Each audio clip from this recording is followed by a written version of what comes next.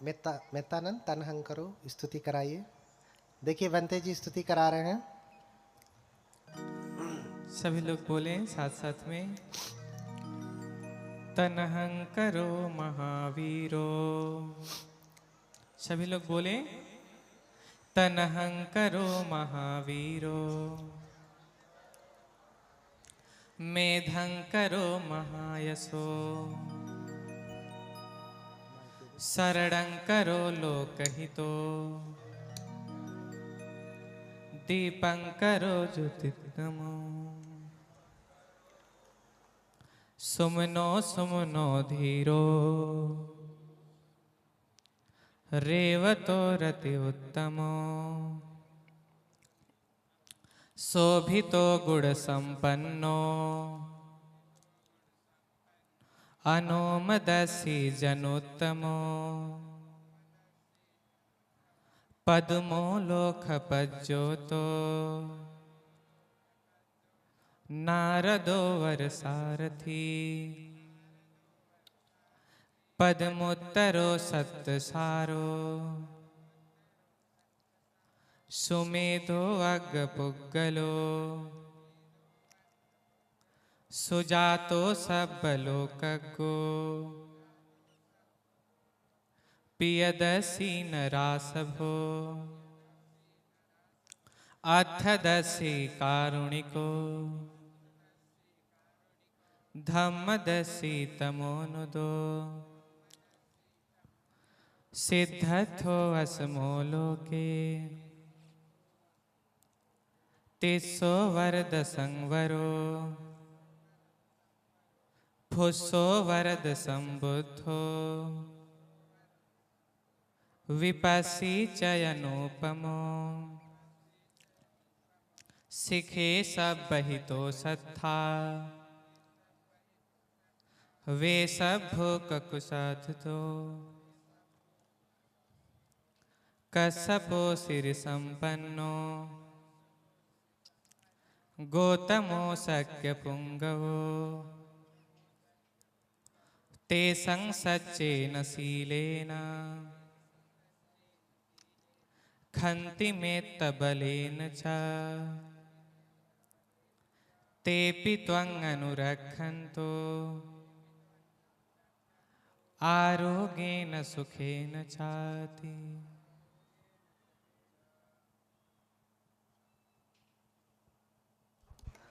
बोलिए सभी लोग साधु साधु साधु साधु। कुछ आराम आया? हाँ बैठिए, एक गीत बंते जी के चलेगी, अभी और आराम आ जाएगा। बैठिए। हाँ, क्योंकि गृह त्याग जब वो करते हैं तो 4 दृश्यों को देख करके करते हैं। रोगी व्यक्ति को, बूढ़े व्यक्ति को, मृत व्यक्ति को और सन्यासी को। बोलिए भगवान बुद्ध की, बोलिए भगवान बुद्ध की। बैठ जाइए सभी लोग, बैठिए।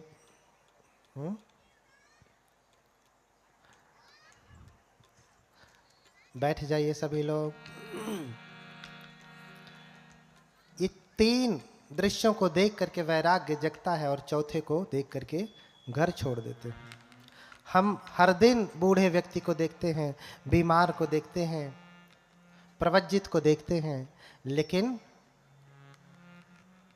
मन में कभी वैराग्य नहीं जगता।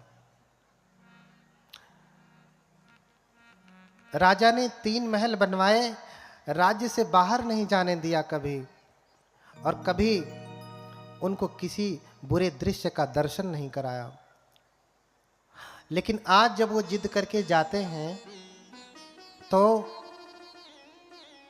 राजन उन्हें जाने देते हैं, लेकिन साफ सफाई करवा देते हैं कि कोई बुरा दृश्य न दिखे, कोई बूढ़ा न दिखे, कोई बीमार न दिखे, कोई रोगी न दिखे, कोई मृत न दिखे, ऐसा कोई न दिखे। लेकिन एक एक करके जब वो विचरण करने के लिए जाते हैं, घूमने के लिए जाते हैं, नगर का भ्रमण करते हैं, तो उन्हें सब दिखाई देता है। पहली बार में जाते हैं तो बूढ़ा दिखाई देता, ऐसे लाठी पकड़ के चल रहा। दूसरे में जब घूमने के लिए जाते तो बीमार व्यक्ति देखते दर्द से कराह रहा है, चिल्ला रहा है। तीसरी बार देखने जाते तो मरा हुआ व्यक्ति है। 4 लोग उसे टिकठी पे उठा के लेके जा रहे हैं, लाद के लेके जा रहे हैं। हाँ, लाद के लेकर के जा रहे हैं सभी लोग। और फिर भी लोग, हम सभी लोग ये देखते हैं ना, देख करके कामेन जिन्नं व्यथितं मचंत दिस्वान रूपं तिभवे विरक्तो, तीनों रूपों को देख करके उनके मन में विरक्ति जाग गई। हाँ, धिगसार थे अबुध बाल जनस्य बुद्धि यद यौवनम मदमत जरान पसेद। फिर सारथी से कहते, अरे सारथी, धिक्कार है व्यक्ति को जो जवानी में मस्त होकर के बुढ़ापे को नहीं देखता, अनित्य को नहीं देखता। एक दिन मैं मर जाऊंगा, मुझे अपनी शरीर पर इतना अहंकार क्यों है? इस शरीर से मैं क्या करने वाला हूं? इस शरीर तो नष्ट होने वाला है ना। हाँ, इसलिए हमारे मेत्तानंद भंते जी गीत गाएंगे। हाँ, सुन रे वो माटी के पुतले, एक दिन ऐसा आएगा जिस तन पर गुमान है तुझको माटी में मिल जाएगा। हाँ? सुन रे ओ माटी के पुतले, गाइए। सुन रे ओ माटी के पुतले, एक दिन ऐसा आएगा जिस तन पर गुमान है तुझको माटी में मिल जाएगा। सुन रे वो माटी के पुतले, एक दिन ऐसा आएगा जिस तन पर गुमान है तुझको माटी में मिल जाएगा।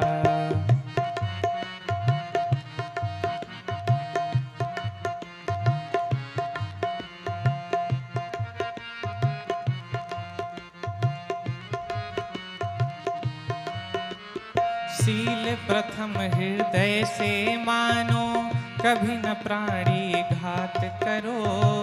मत्स्य मांस को दूर हटा कर सदा ही शाकाहार करो। कभी न प्राणी घात करो, मत्स्य मांस को दूर हटा कर सदा ही शाकाहार करो।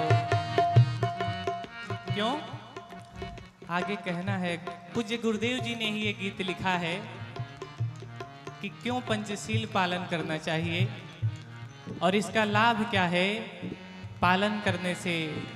तो पहले सील में कहा गया है, सील प्रथम हृदय से मानो, कभी न प्राणी घात करो। मत्स्य मांस को दूर हटा कर सदा ही शाकाहार करो। शील प्रथम हृदय से मानो, कभी न प्राणी घात करो। मत्स्य मांस को दूर हटा कर सदा ही शाकाहार करो। तू तो श्रेष्ठ जीव है जग में, तू तो श्रेष्ठ जीव है जग में। दया भाव कब आएगा, जिस तन पर गुमान है तुझको माटी में मिल जाएगा। बोलिए सब लोग गाइए। के पुतले एक दिन ऐसा आएगा, जिस तन पर गुमान है तुझको माटी में मिल जाएगा।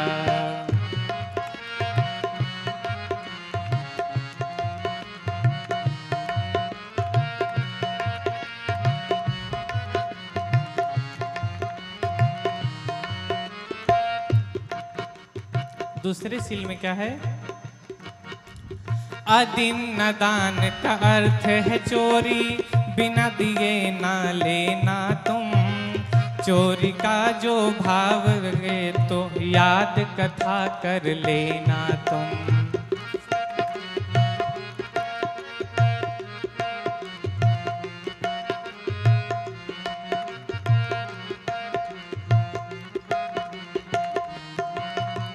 अदीन न दान का अर्थ है चोरी, बिना दिए ना लेना तुम। चोरी का जो भाव जगे तो यादशील कर लेना तुम। चौर कर्म करके तो जग में,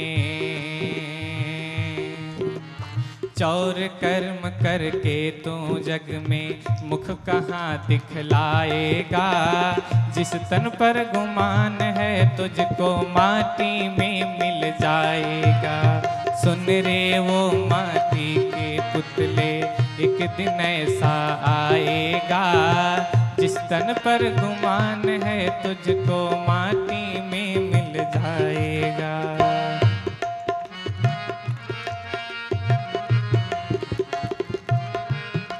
तालियां बजाइए, तेज तालियां बजाइए।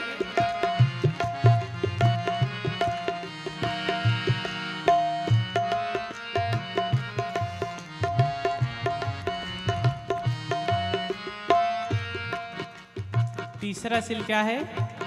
कामे सुमिच्छाचारा वीरमणि सिक्खापदं समादयामि। पूज्यपाद गुरुदेव जी ने उसको क्या लिखा है? पर नारी का भोग न करना महादुखों का कारण है। मिथ्याचार बुरा है प्यारे, सदाचार ही निवारण है।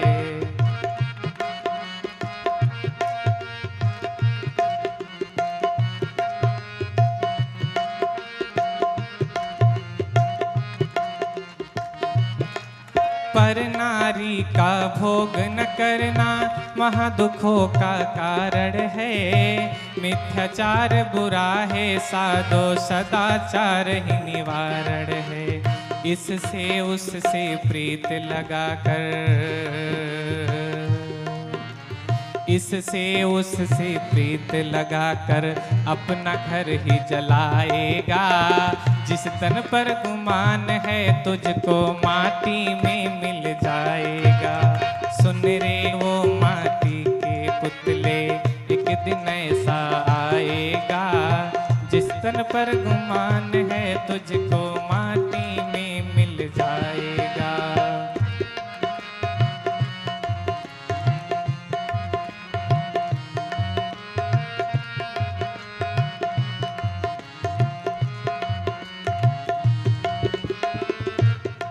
चौथा सील, मुसावाद से विरत ही रह कर करो न व्यर्थ की बात कभी।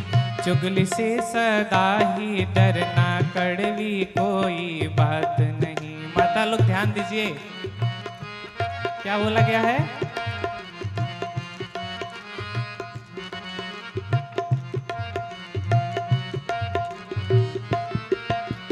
मुसावाद से विरत ही रह कर करो न व्यर्थ की बात कभी।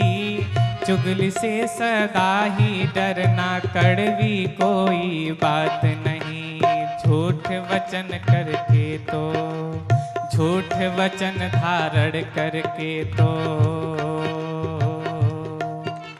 झूठ वचन धारण करके तो छड़ छड़ दुख ही पाएगा। जिस तन पर गुमान है तुझको माटी में मिल जाएगा। सुन रे वो माटी के पुतले, एक दिन ऐसा आएगा। जिस तन पर गुमान है तुझको माटी में मिल जाएगा।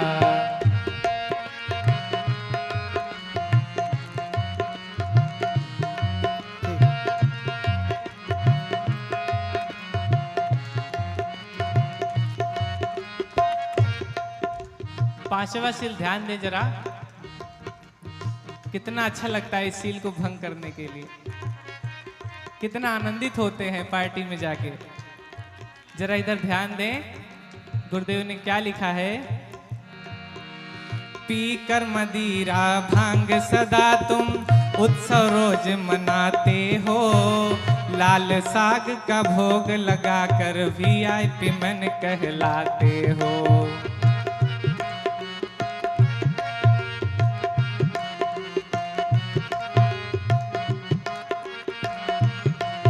यही सुधार लीजिए।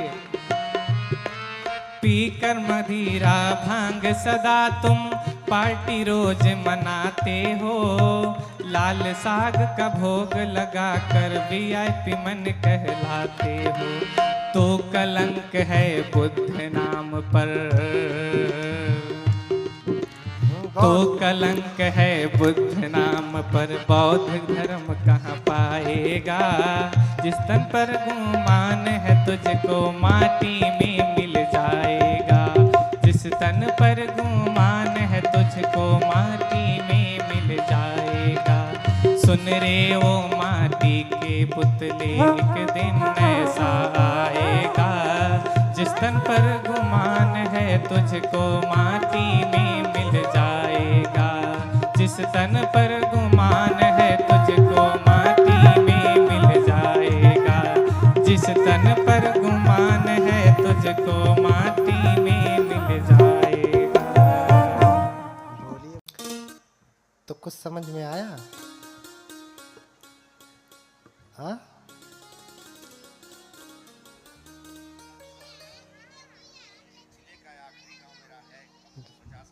अच्छा अच्छा, ठीक है, अच्छा।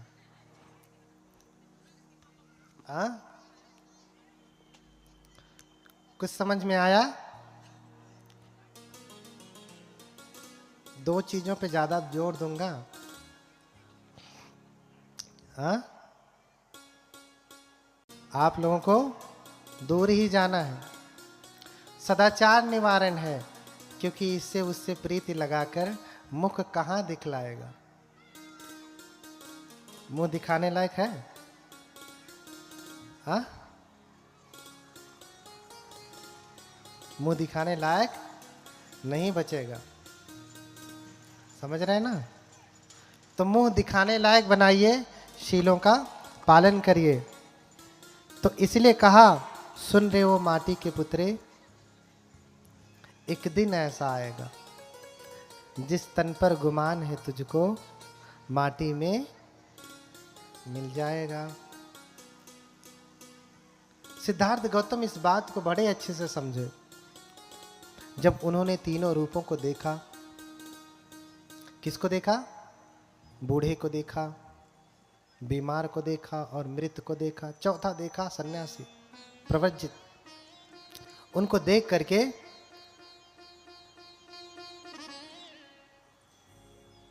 वो विरक्त हो गए।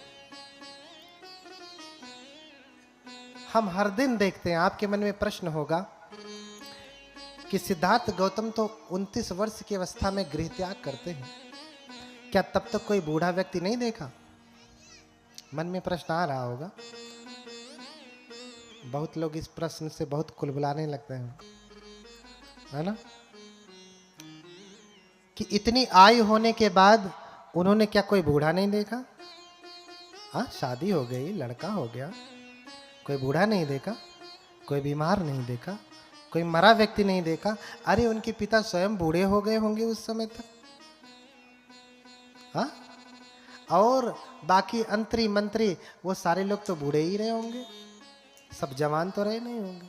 तो क्या बूढ़ा नहीं देखा होगा? कम से कम बूढ़ा तो देखा ही होगा, मृत भी देखा होगा, हाँ, बीमार भी देखा होगा। क्या जब से उन्होंने जन्म लिया कभी वो बीमार नहीं पड़े कि उनके माता पिता बीमार नहीं पड़े? पड़े ही होंगे।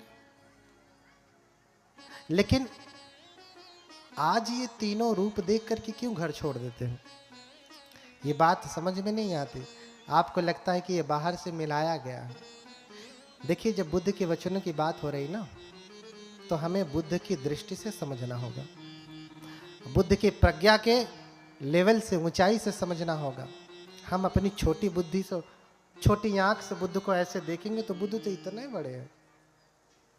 बुद्ध के बारे में वर्णन के बुद्ध 18 हाथ के हैं मनुष्य के, अपने हाथ से तो 5 ही के हैं, 3.5 हाथ के हैं। हाँ, लेकिन सामान्य जन से, हमारे आपके हाथ से 18 हाथ के हैं। आपको भरोसा होगा? नहीं। तो कुछ ऐसी बातें हैं जिस पे भरोसा नहीं होता। क्या उन्होंने बूढ़ा नहीं देखा? क्या बीमार नहीं देखा? क्या मरा नहीं देखा? क्या सन्यासी नहीं देखा? देखा होगा, लेकिन तब ज्ञान का चक्षु खुला नहीं था। लेकिन अब जब देखा तो ज्ञान का चक्षु खुला था। आप पढ़ते हैं ना, कोई व्यक्ति है वृक्ष के नीचे लेटा है और सेब का फल नीचे धड़ाम से गिरता है, और वो कहता कि अरे ये सेब नीचे क्यों गिरा, ऊपर क्यों नहीं गया। कौन है वो वैज्ञानिक? कौन है?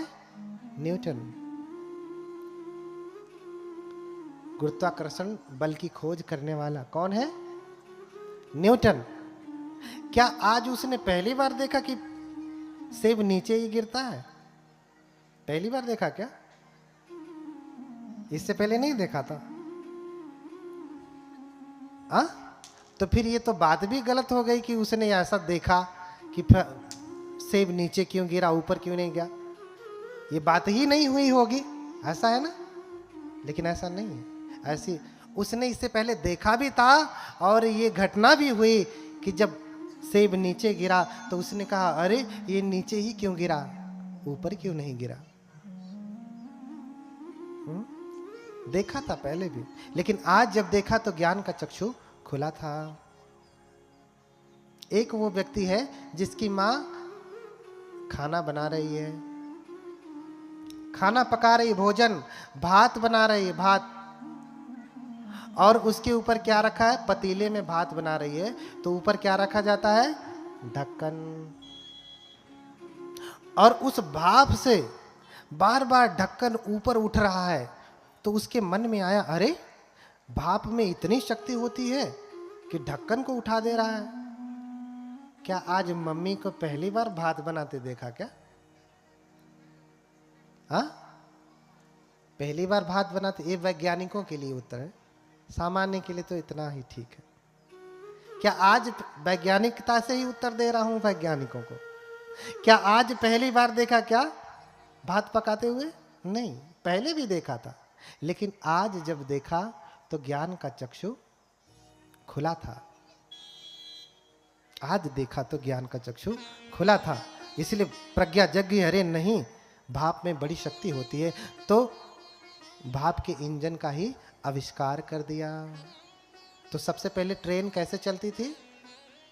हाँ, भाप से चलती थी, कोयले से। समझ रहे ना? ऐसे ही सिद्धार्थ गौतम ने पहले बूढ़ा भी देखा, बीमार भी देखा, मृत भी देखा, लेकिन तब ज्ञान का चक्षु खुला नहीं था। आज जब देखा तो दिस्वान रूपं तिभवे विरक्तो। आज तीनों रूप देख करके विरक्ति जग गई, वैराग्य जग गया। क्यों? क्योंकि ज्ञान का चक्षु खुला है। ज्ञान का चक्षु खुला है। अरे बुद्ध ने तो तब देखा और छोड़ दिया। बुद्ध 29 वर्ष की अवस्था में, सिद्धार्थ गौतम 29 वर्ष की अवस्था में घर छोड़ते हैं। आपकी आयु कितनी है? मुझसे तो ज्यादा ही है। हाँ, बोलिए भगवान बुद्ध की। आप कब छोड़ेंगे?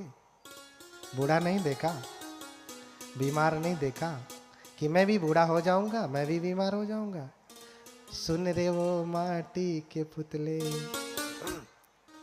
हाँ, तो दिन ऐसा आएगा कि ये कहाँ मिल जाएगा? माटी में। तो माटी में मिलने का इंतजार कर रहे हैं। हाँ, माटी में मिलने का इंतजार कर रहे हैं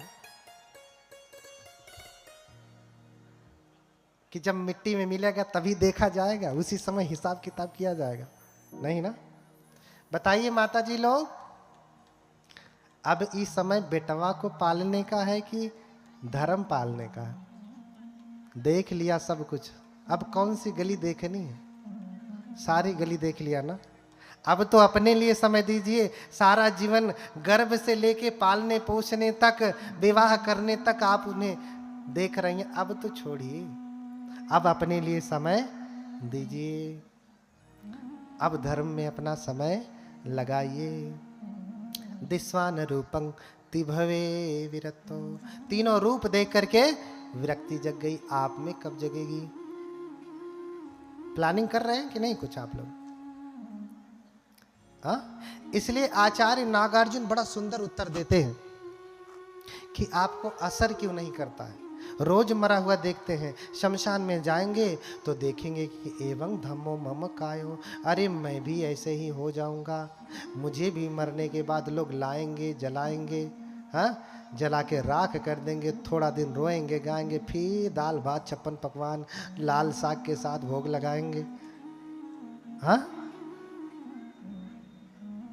जब जाकर के आप शमशान में देखते हैं तभी ये वैराग्य जगता है। कब तक रहता है? जब तक है। घर आते आते वही मम्मी, वही पापा, वही पत्नी, वही बेटे, वही मित्र, वही दोस्त, सब कुछ वही वही, कुछ नया नहीं। हाँ, कुछ भी नया नहीं। इसलिए गाना, एक भजन है कबीरदास का कि सोने वाले जाग जा, संसार मुसाफिर खाना है। हाँ, संसार क्या है? मुसाफिर खाना है। आसपास जोधा खड़े, मौत से बचेंगे नहीं आप, लेकिन साथ में क्या जाएगा? आपका धर्म कर्म। आसपास जोधा खड़े और दोनों बजावें गाल, मंज महल से ले चला ऐसा अपर बड़ काल। काल बहुत बलवान है। कबीरदास कहते हैं कि राजा होता है, उसके रक्षक होते हैं बॉडीगार्ड हो, आज भी बॉडीगार्ड है ना, और लगे रहते हैं, बंदूक लिए खड़े रहते हैं पूरा चारों तरफ। बड़े बड़े मंत्रियों के पास बढ़िया जेट सुरक्षा दी गई है। ऐसे राजाओं के पास जेट सुरक्षा हुआ करती थी, उससे भी हाईटेक। हाँ, तो कबीरदास कहते हैं कि आस पास जोधा खड़े आरु दोनों बजावें गाल। गाल बजाने का मतलब दोनों बात कर रहे हैं भैया, सोते नहीं हैं, जाग रहे हैं। सो गए तो कोई आया मार के चला जाएगा राजा को, लेकिन फिर भी गाल बजा रहे हैं, बतिया रहे हैं, बतिया बतिया के जाग रहे हैं, लेकिन फिर भी मंज महल से ले चला। कौन ले चला?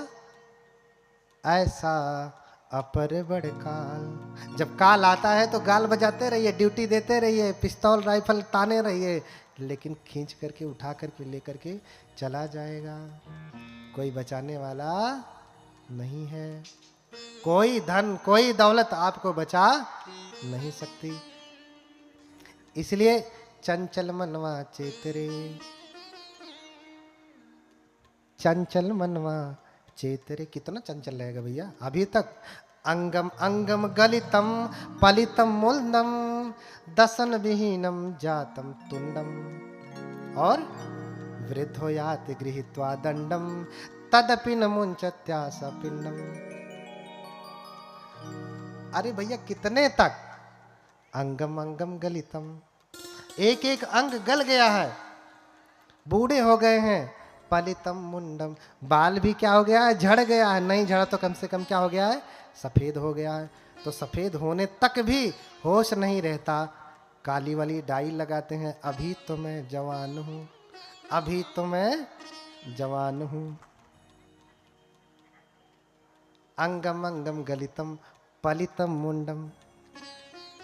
अरे मेरा क्या गिरेगा? तू क्या गिरेगा? मैंने पहले ही गिरा दिया। तेरी क्या मजाल कि तू गिरे, जा तुझे मैं पहले ही गिरा देता हूं।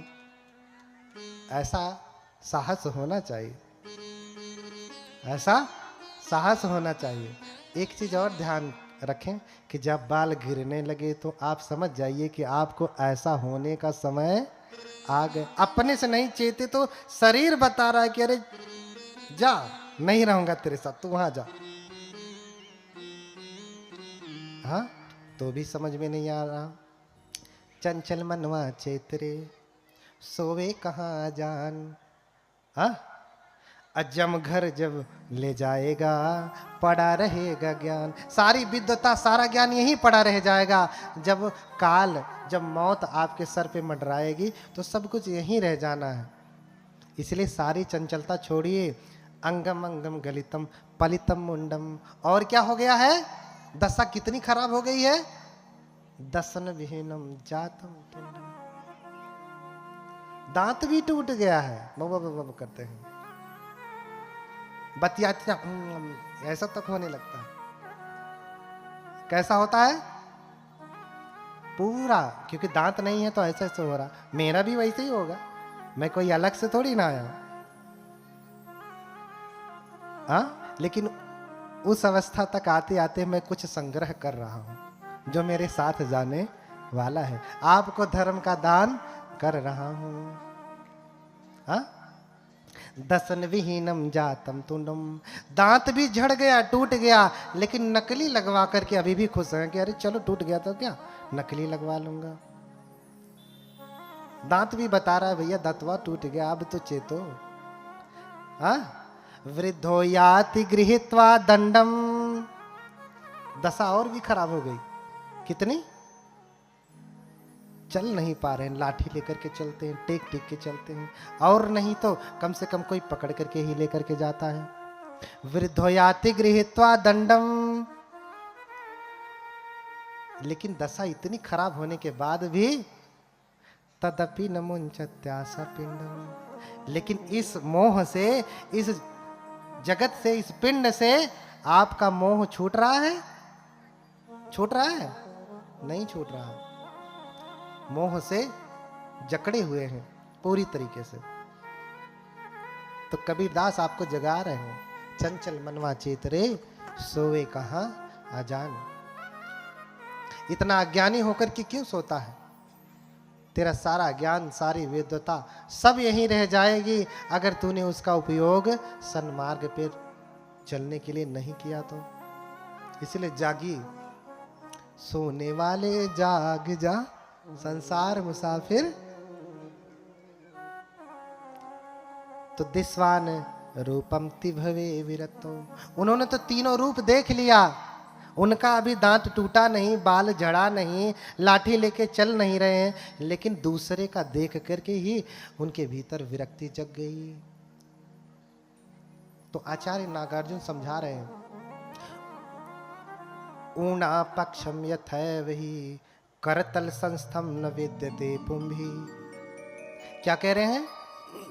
जैसे आप स्वेटर बुनते हैं ना, ऊन से आप स्वेटर बुनते हैं ना, इतना बड़ा ऊन तोड़ करके हाथ पे रख दिया जाए तो कुछ असर होगा?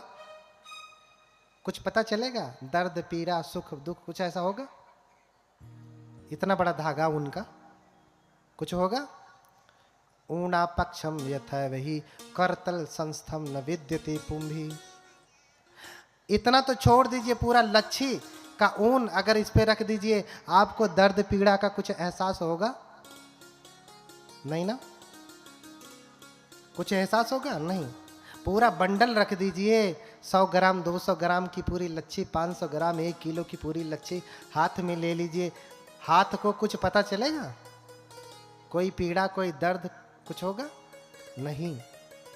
लेकिन अक्षिगतम तदैव ही, इतना बड़ा छोड़ दीजिए, 1 किलो का बंडल, लेकिन छोटा सा टुकड़ा उसी उनका कहां पड़ जाए? अक्षिगतम तु तदैव ही जनयत्य रतिंच पीड़ांच। छोटा सा टुकड़ा कहां पड़ जाए? आंख में पड़ जाए। हाँ, छोटा सा टुकड़ा आंख में पड़ जाए तो भयंकर पीड़ा होने लगती है। हाँ, इसलिए कबीरदास कहते हैं कि तिनका कबहू न निंदिए, ज्यों पायन तर होए, कबहू की ऊणी आँखिन पड़े तो पीर घनेरी होए।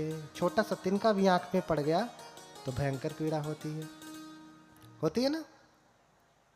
इतना बड़ा धागा, पूरा बंडल हाथ पे रख लिया, लेकिन कोई पीड़ा नहीं होती।